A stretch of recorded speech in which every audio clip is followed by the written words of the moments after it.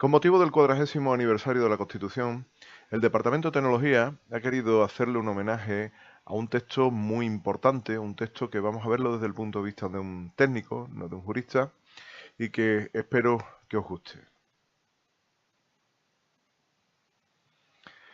La Constitución española es el marco, la ley máxima que rige la convivencia entre todos los ciudadanos. Es un texto precioso que se hizo en un momento bastante difícil y que supo reunir todas las realidades y todos los contextos en su momento, de manera que generaron un texto bastante bonito, especialmente en todo lo que suponen los valores inspiradores de la Constitución española. Antes de continuar, lo que vamos a hacer es un poco adelantarnos un poquito y explicar un poco el funcionamiento de cómo se legisla. En un principio, lo que es la ley máxima que tenemos en todo el Estado español es la Constitución española que votamos en 1978. Bueno, yo no la pude votar porque no tenía edad para votarla. De hecho, no se puede reformar una Constitución cada vez que hay un nacimiento. Es decir, la Constitución española solamente se debe reformar en caso de extrema necesidad. Puesto que es un texto bastante complicado y es el que regula, no se puede tomar una reforma a la ligera, es el que regula precisamente toda la convivencia y cómo funciona todo el Estado. Para enseñar un poquito cómo funciona, podemos decir que ley es todo aquello que aprueban las Cortes. ¿Quién son las Cortes? Pues las Cortes son dos cámaras formadas por el Congreso de los Diputados, que ya veremos un poquito qué es el Congreso de los Diputados, y el Senado. De manera que se tienen que poner de acuerdo para que las leyes puedan, por votación, dependiendo del tipo de ley, por votación puedan seguir a aprobarse y de manera que se puedan imponer o aplicar a todo el Estado español. Las Cortes, fundamentalmente, pueden generar lo que son las leyes orgánicas. Las leyes orgánicas son unas leyes un poquito especiales. Un poquito especiales porque son leyes que afectan a cosas muy importantes del Estado. He puesto aquí un par de ejemplos de leyes, como es la Ley Orgánica de Educación, y como son los estatutos de autonomía. Los estatutos de autonomía son como pequeñas constituciones, copias de las constituciones, donde se dice qué competencia se le delega y que cada autonomía en España pues dispone de uno, de manera que pueden generar sus propias leyes siempre que no afecten ni a las leyes orgánicas, ni nada que haya proclamado las Cortes, ni a la propia Constitución. Por eso he revisado por un tribunal especial que luego comentaremos con él. Por otro lado tenemos las leyes ordinarias. ¿Qué diferencia hay entre una y otra? Bueno, pues la verdad es que poca, porque las leyes ordinarias en realidad tratan determinadas materias que no son de especial importancia, son importantes, pero no son de vital importancia, como pueden ser las leyes orgánicas, pero que tienen que ser votadas. La única diferencia es que las leyes orgánicas pues requieren una mayoría especial, requieren mucho más del 50% de la Cámara, entre el 60 y el 66% de la Cámara, de manera que para ser establecida una ley orgánica requiere una mayoría cualificada, mientras que las leyes ordinarias no requieren esa mayoría, simplemente requieren una mayoría simple, una mayoría absoluta, que es algo más del 50% o una parte de un grupo electoral. Entonces, tenemos las leyes orgánicas por un lado y las leyes ordinarias que emanan directamente de las Cortes. La votación de aprobación por parte de las Cortes de estas leyes son las que después permiten establecerse en todo el Estado. Por otro lado tenemos el gobierno que está formado por el presidente y los ministros, y el gobierno también puede generar normativa, no solamente las Cortes. El procedimiento habitual es que, bueno, el gobierno el proyecto de ley puede venir de muchos sitios, puede venir del gobierno, puede producirse directamente por los grupos de las Cortes, es decir, es un proceso un poquito complejo que no vamos a entrar en él, pero el gobierno tiene la capacidad de proponerle una ley a las Cortes revisan esa ley, la pueden de alguna manera corregir, y una vez que el texto se da por válido, pues se procede a su votación para que todos los parlamentarios, los senadores, pues puedan votarlo. Ese proceso es lento, como podéis entender. Por eso, cuando hay una medida especial de urgencia, el gobierno tiene la capacidad de generar lo que se llaman reales decretos leyes. Eso significa que no le pregunta ni siquiera a las Cortes, digamos, ese real decreto, porque se considera algo muy importante, pues el gobierno lo aplica y posteriormente, tras un cierto trámite, las Cortes de alguna manera aprueban que ese real decreto realmente es válido. De manera que un real decreto necesita la aprobación posterior de las Cortes. Por otro lado, las propias Cortes pueden darle potestad al gobierno para que en determinadas materias que no son especialmente importantes o que tienen que cambiar en mucho tiempo, como el procedimiento, digamos, de legislación es bastante lento, se le da potestad al gobierno para generar lo que se llaman reales decretos legislativos. Los reales decretos legislativos pues son pequeñas modificaciones, pequeños cambios, etcétera, etcétera, que permiten al gobierno actuar de forma rápida sin tener que esperar a que las Cortes aprueben ese tipo de normas. Los reales decretos legislativos son normas con fuerza de ley, es decir, son obligatorias, al igual que los reglamentos realmente también son propuestos por el gobierno, aunque pueden, digamos, venir subyugados a algunos de los reales decretos o de aquí debajo de alguna ley en particular. Los reglamentos realmente son concreciones para ver cómo hay que hacer determinadas tareas. Y para explicaros un poquito eso de los reglamentos, os voy a decir que la tecnología y ingeniería pues dependen especialmente de lo que es la ley de industria, por ejemplo, que dice realmente cómo se tienen que establecer las industrias y los reglamentos pues dicen cómo tienen que hacerse las instalaciones. Generalmente el gobierno no suele saber de cosas técnicas, sino que reúne a un comité de expertos que le proponen ese reglamento que luego pues el gobierno puede establecer con carácter normativo. De manera que la tecnología dependemos directamente de todo lo que son las leyes, especialmente las ordinarias, y los reglamentos correspondientes para realmente poder funcionar dentro de nuestro Estado. Por otro lado, la Unión Europea, mediante sus directivas,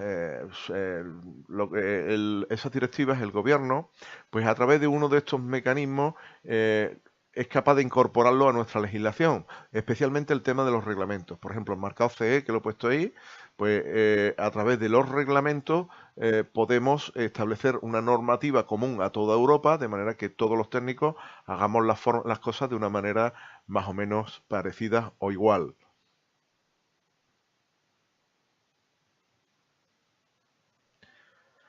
He querido meter aquí también un poquito de la Ley Orgánica de Educación, un poquito como tirón de oreja a los alumnos para que vean la Ley de Orgánica de Educación, que realmente la LOMCE es la actual, aprobada hace unos años por el gobierno del Partido Popular, Ley Orgánica de lo que es la mejora de la calidad educativa, realmente es un texto que estaba fusionado, refundido, con textos, digamos, de ley educativa anteriores. Pero recogiendo algunos de sus artículos, pues encontré lo que eran los derechos de los alumnos.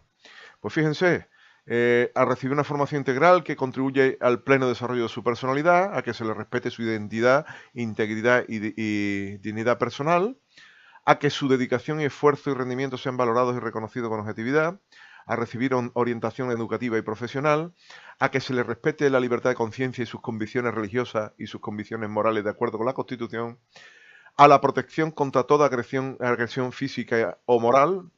Inmediatamente cuando alguien tiene un derecho, genera una obligación a los demás de no agredir ni física ni moralmente al resto de los compañeros, a participar en el funcionamiento y la vida del centro de conformidad con lo dispuesto en las normas vigentes, a recibir las ayudas y los apoyos precisos para compensar las carencias y desventajas de tipo personal, familiar, económico, social y cultural, especialmente en el caso de presentar necesidades educativas especiales que impidan o que dificulten el acceso y la permanencia en el sistema educativo. Y, por último, a la protección social en el ámbito educativo en los casos de infortunio familiar o accidente. Creo que son derechos que todo el mundo entiende que son derechos de respeto y solidarios. Pero no hay que olvidar que para tener derechos también hay que cumplir deberes u obligaciones. a estudiar y esforzarse para conseguir el máximo desarrollo según sus capacidades, a participar en las actividades formativas y especialmente en las escolares y complementarias, a seguir las directrices del profesorado, a asistir a las clases con puntualidad, a participar y colaborar en la mejora de la convivencia escolar y en la consecución de un adecuado clima de estudio en el centro, respetando el derecho de sus compañeros a la educación y la autoridad y orientaciones del profesorado. Respetad la libertad de conciencia, las convicciones religiosas y morales y la dignidad, integridad e intimidad de todos los miembros de la comunidad educativa. A respetar las normas de organización, convivencia y disciplina del centro educativo y, por último, conservar y hacer buen uso de las instalaciones del centro y materiales didácticos. Creo que no hay mucho más que hablar. Aquí he puesto también un desglose de los títulos de la Constitución. Nuestra Constitución tiene 161 artículos divididos en 11 títulos. El título preliminar, título 0, es el que establece los fundamentos del Estado. El título 1 es Derechos y deberes de los ciudadanos. La corona, las Cortes, la relación entre el gobierno y la administración, o cómo funciona el gobierno y la administración, la relación entre el gobierno y las Cortes, el poder judicial, Economía y Hacienda, Organización Territorial, Tribunal Constitucional y Reforma Constitucional. Mirad que llama bien la atención, que hablaremos de él, de que la propia Constitución tiene unas vías para ser reformada.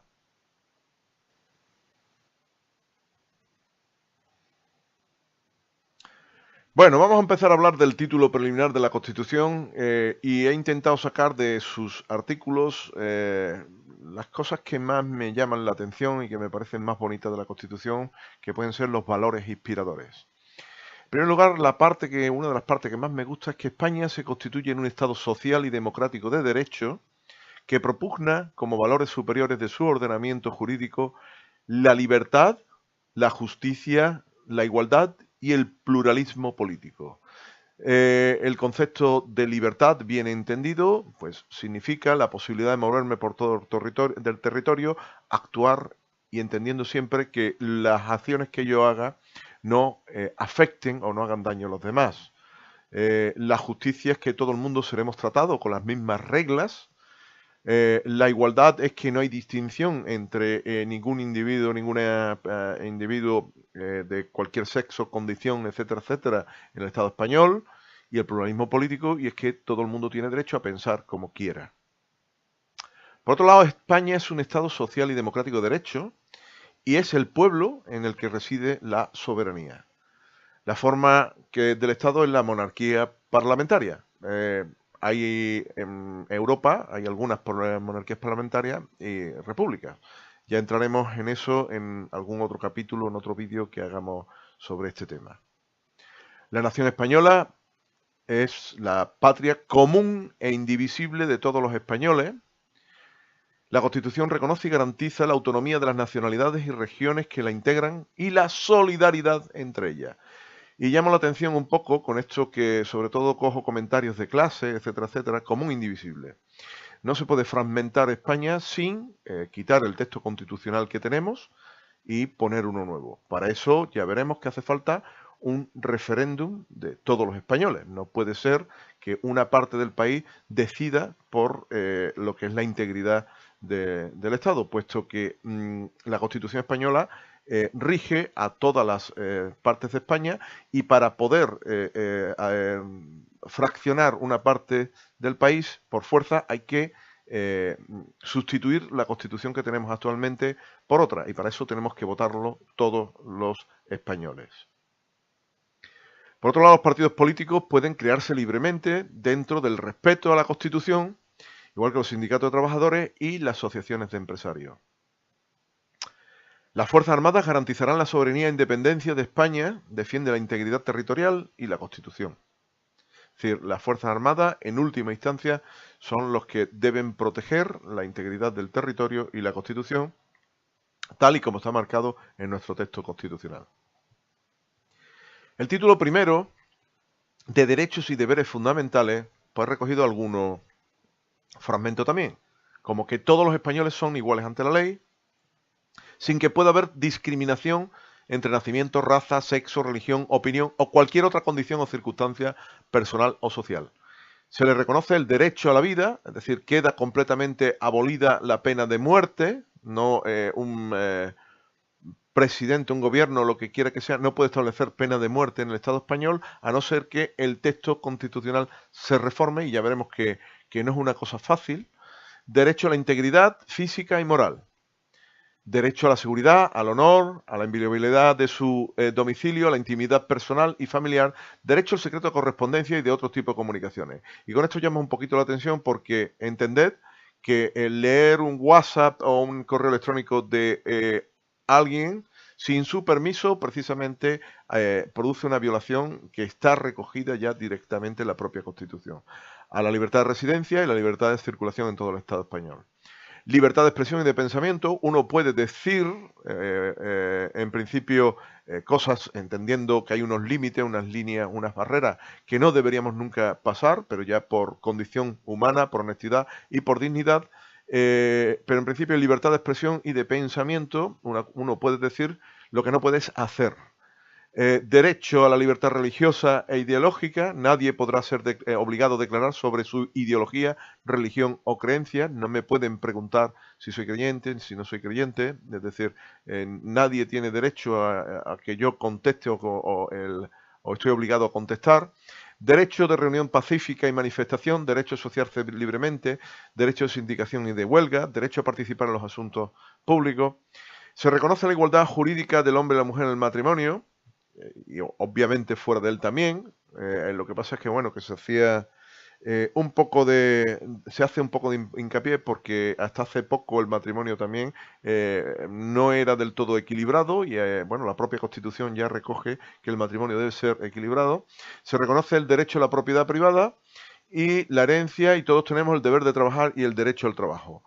Se asegura la protección de la familia, limitación de la jornada laboral, los derechos de los emigrantes, la protección de la salud, el acceso a la cultura, la calidad de vida, el derecho a la vivienda, la participación de la juventud, la atención de los minusválidos, el bienestar de los ciudadanos de la tercera edad, la defensa de los consumidores. La corona, el título segundo. En este título, ya los dos títulos primeros eran los que me interesaban que conocierais de forma más profunda, y el resto de los títulos os lo voy a explicar de una manera un poquito más breve. El mecanismo de sucesión de la corona se explica en el título segundo, es decir, quién será, quién heredará lo que es la corona, lo que es el rey o reina, ¿vale?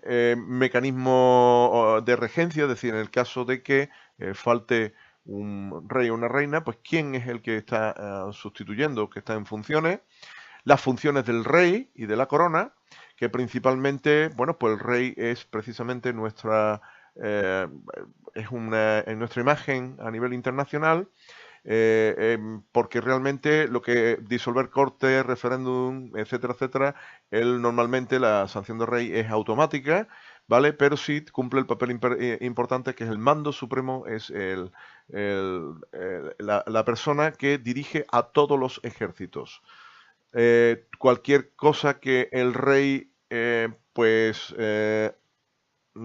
alguna manera, haga o diga, pues realmente va refrendado, va respaldado por el presidente del gobierno. Por otro lado, las Cortes Generales, pues es lo que he explicado antes. Aquí se establece cuál es la definición de Congreso y Senado, cuál es su funcionamiento, que es la posibilidad de hacer leyes, aprobación de presupuestos, y es el que vigila al gobierno, que ya veremos quién es, y hay una sección dedicada a tratados internacionales y su compatibilidad con la Constitución. ¿Quién forma lo que son las cámaras? Pues las forman el Senado, que es el órgano de representación territorial, y por otro lado el Congreso, que es el órgano de representación política. Es decir, aquí estarían representados los partidos y aquí estarían representados todas las comunidades autónomas. Al menos esta es la definición que desde la Constitución se intenta que tenga, digamos, la intención que se tenga en estas cámaras.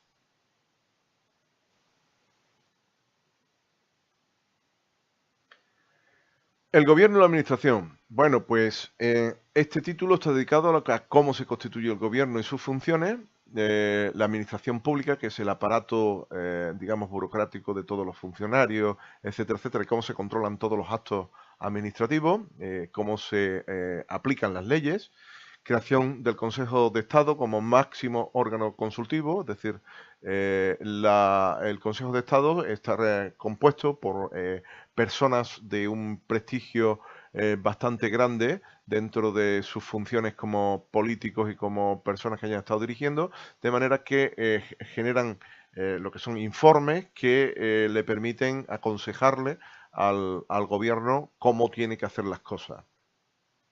Por otro lado, las relaciones entre el gobierno y las Cortes Generales establece cómo eso que os explicaba de que las leyes viajan desde el proyecto de ley que proponga el gobierno, viaja hasta el Parlamento, hasta lo que son las cámaras, y en esas cámaras pues se corrigen los textos y finalmente pues se aprueba, ¿vale? Por lo demás, pues explicaros también un poquito que las Cortes Generales precisamente son los que vigilan y supervisan al gobierno constantemente en sus acciones. Todos los parlamentarios los que siempre someten a control a lo que es el gobierno. El Poder Judicial lo que hace no es otra cosa que aplicar las leyes que se establece desde lo que es las Cortes, etcétera, etcétera. Es decir, los políticos proponen leyes y el Poder Judicial lo que se encarga de controlar y que eso se cumple y resolver cualquier problema que puede, digamos, plantearse con respecto a conflictos de intereses, etcétera, etcétera.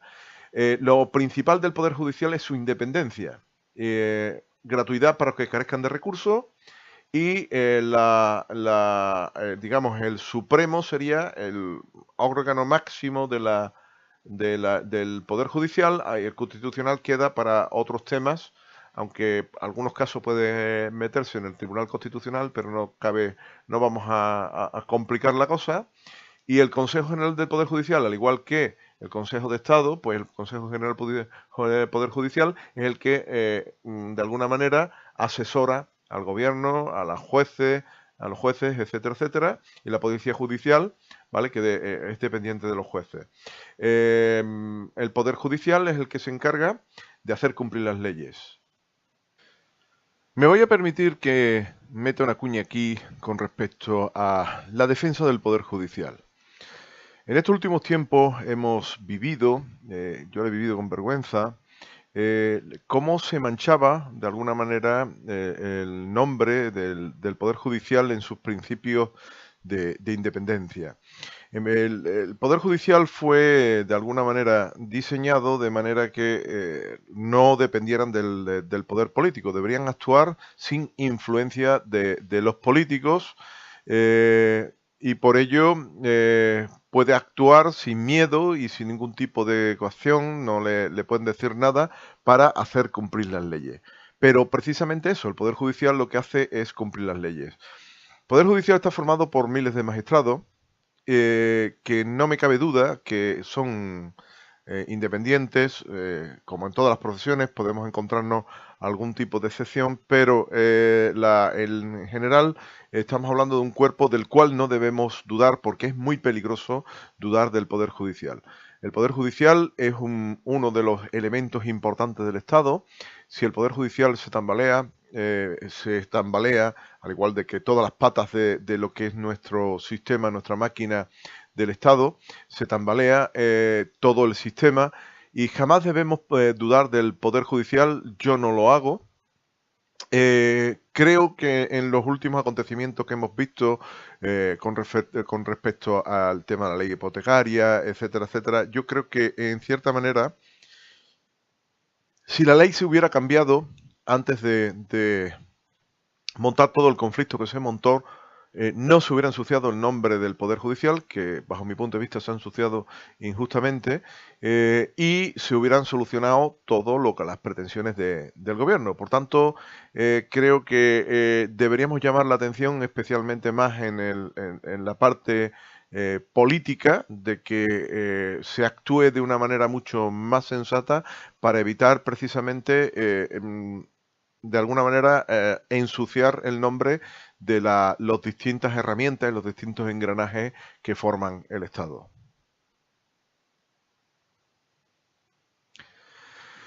Séptimo, Economía y Hacienda, pues establece que la riqueza de un país está subordinada al interés general. Las acciones y los poderes públicos irán encaminadas en el reparto, equilibrio y armonización de las zonas y velar por aquellos más débiles.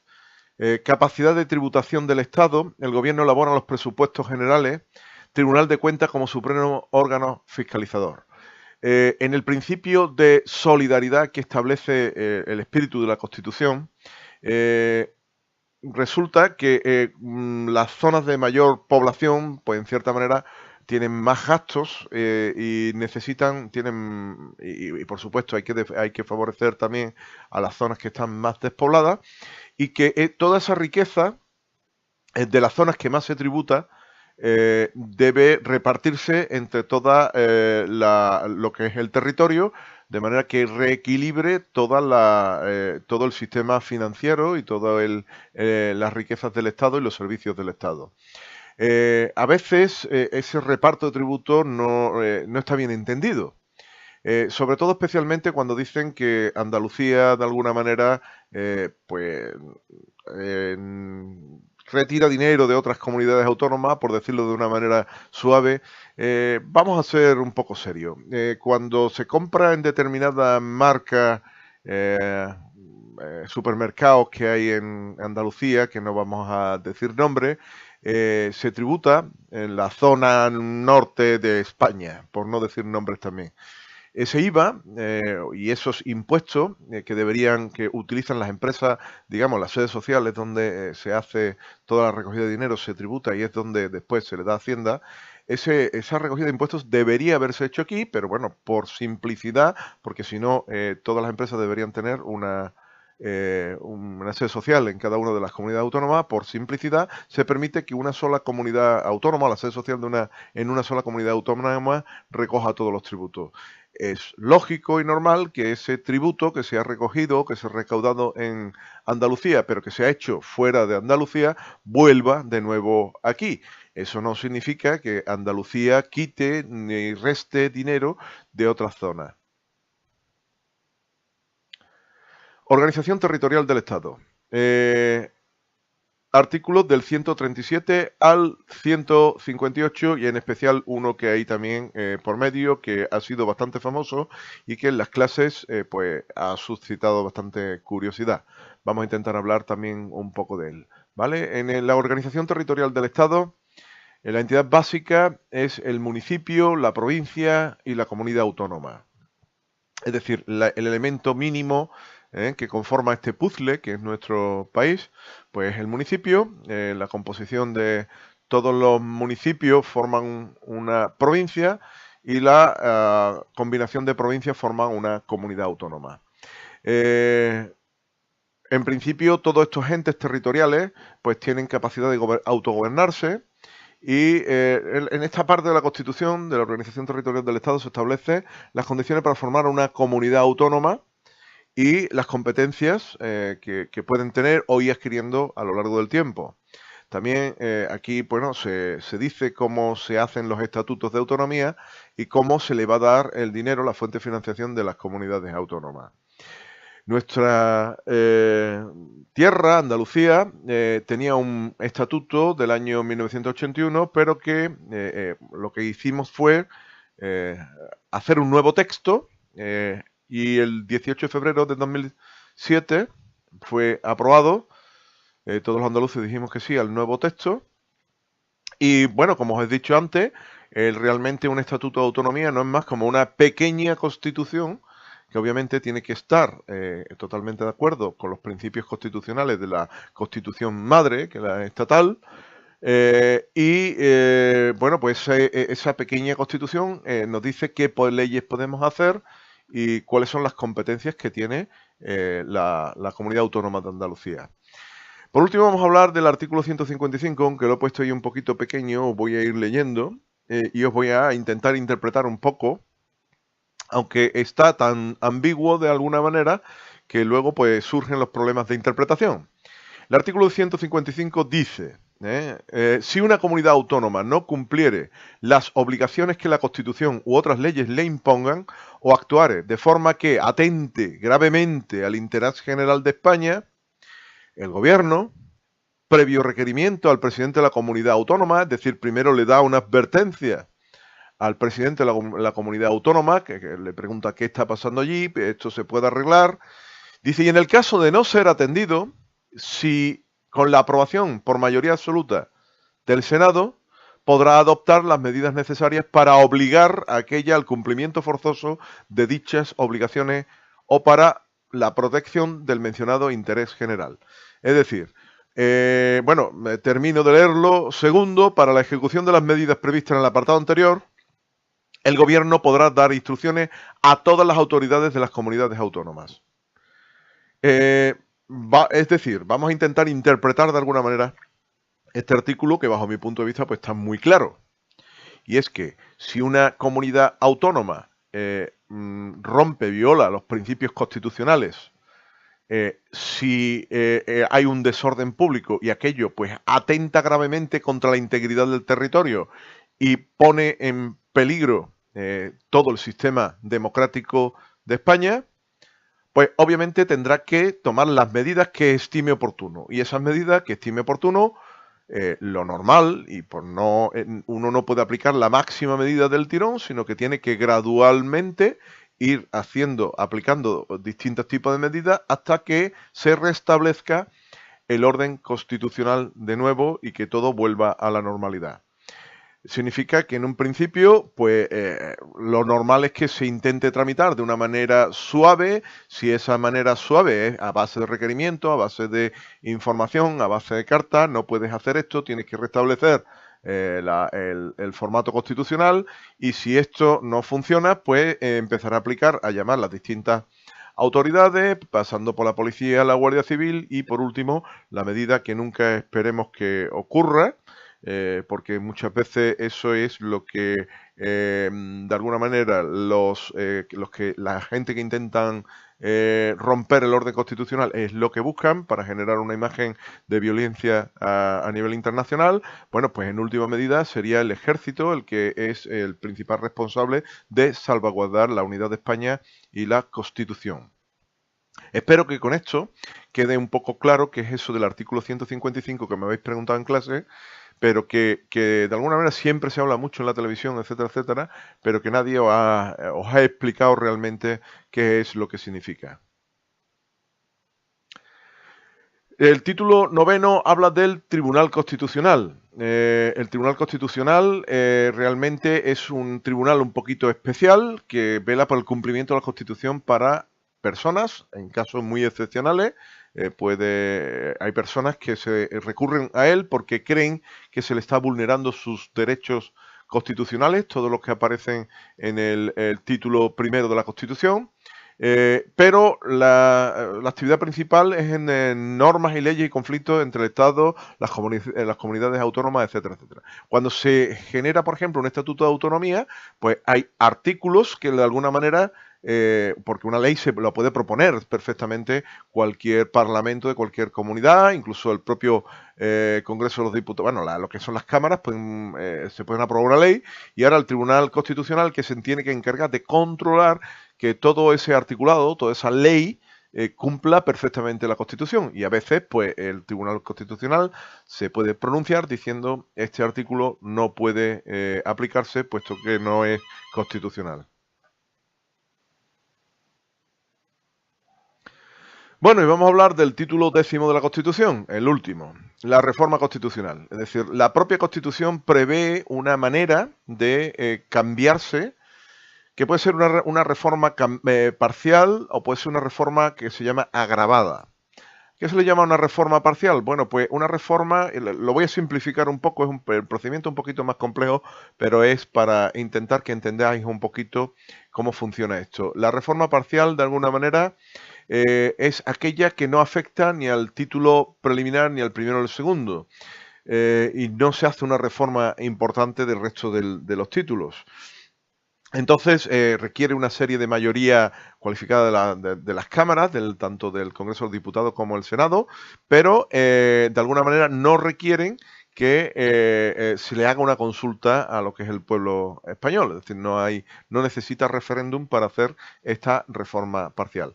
Pero si la reforma, digamos, toca cualquiera de los títulos, 3 primeros títulos, o bien simplemente se quiere cambiar completamente la Constitución, es decir, se presenta un nuevo texto, entonces el proceso es bastante más complicado, porque se presenta el texto, tiene que haber una aprobación por parte de las cámaras se disuelven, es decir, se cierran y se somete a referéndum al pueblo español para, de alguna manera, hacer un cambio total de la Constitución. Un cambio total, o aquellos que, digamos, afectan a los 3 primeros títulos, siempre pasa por el referéndum de todo el pueblo español. Eso significa que si queremos de alguna manera tocar cualquiera de los conceptos que hemos visto en el título preliminar sobre la integridad del Estado, sobre la pena de muerte, sobre cualquier cosa que sea de derechos y deberes de los ciudadanos, pues no queda más remedio que preguntarle a todo el pueblo. Bajo mi punto de vista, la Constitución Española del 78, que es un texto muy bien hecho en un tiempo que tal vez necesite de alguna manera algunos cambios para actualizarla, pero ese cambio no debería producirse, una reforma agravada no debería producirse si no existe un consenso y se produce una estabilidad política. El clima político actual no es un clima de acuerdo y hasta que realmente no se produzca un acuerdo no deberíamos producir una reforma constitucional.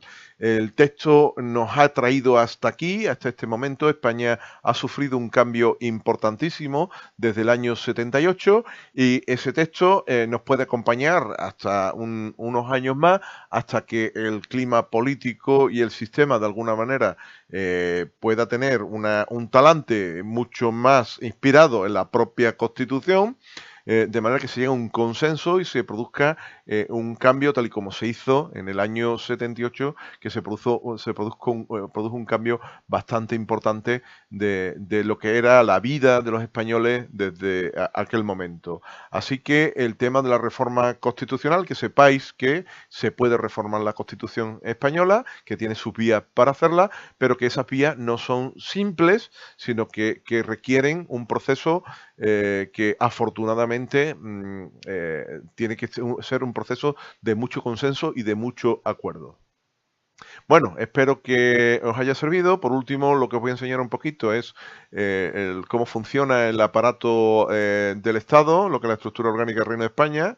¿Vale? Tenemos el rey en la cabeza, que obviamente el rey siempre está sometido a la Constitución española. El rey no es donde reside la soberanía, sino que es en el pueblo español donde reside la soberanía, y el rey está sometido a la Constitución. Tenemos el poder, por un lado, el poder legislativo, con las Cortes, Congreso de los Diputados y el Senado, y tenemos el defensor del pueblo, que se va a encargar de recibir la información por parte del pueblo para ver si hay cosas que se está de acuerdo con el Congreso. Es digamos, la vía de comunicación con las Cortes, y el Tribunal de Cuentas, que se va pues a encargar de controlar y fiscalizar todo el dinero, dónde se gasta, etcétera, etcétera. Está controlando todo el tema del dinero. El Poder Ejecutivo, que lo forman el gobierno y los ministros y la administración, de manera que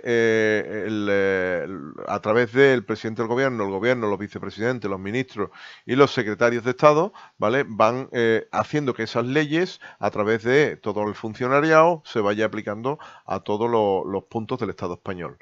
Y por último, el poder independiente, el poder judicial, ¿vale? Que tiene por un lado el fiscal general del Estado y por otro lado el Tribunal Supremo, Tribunal Constitucional, Consejo General del Poder Judicial, y por debajo del Tribunal Supremo pues tiene una serie de tribunales, los superiores que pertenecen a cada comunidad autónoma, etcétera, etcétera. Fijaros bien que son 3 patas con las que funciona toda la maquinaria del Estado. Evidentemente, si alguna de estas patas se tambalean, pues provoca un temblor, un mal funcionamiento de todo el aparato del Estado. Tenemos que prestar mucha atención porque, de alguna manera, como he defendido antes, el Poder Judicial no hace más que hacer cumplir todo lo que dice el Poder Ejecutivo y el Poder Legislativo, y que el Poder Ejecutivo y el Poder Legislativo pues podían cuidar de alguna manera más el Poder Judicial para no manchar su imagen, puesto que su imagen es muy importante, es una imagen de independencia. Se supone que no debería poder influir ni el Poder Ejecutivo ni el Poder Legislativo, debería poder influir en el Poder Judicial, simplemente ellos aplicarían las normas que ellos dicen con independencia. Pero en los últimos tiempos estamos viendo una mala situación, una imagen bastante fea que bajo mi punto de vista se debería corregir cuanto antes, porque eso, corregirlo cuanto antes, es algo realmente de un país democrático y un país con unos valores importantes como es España, como es nuestro Estado español.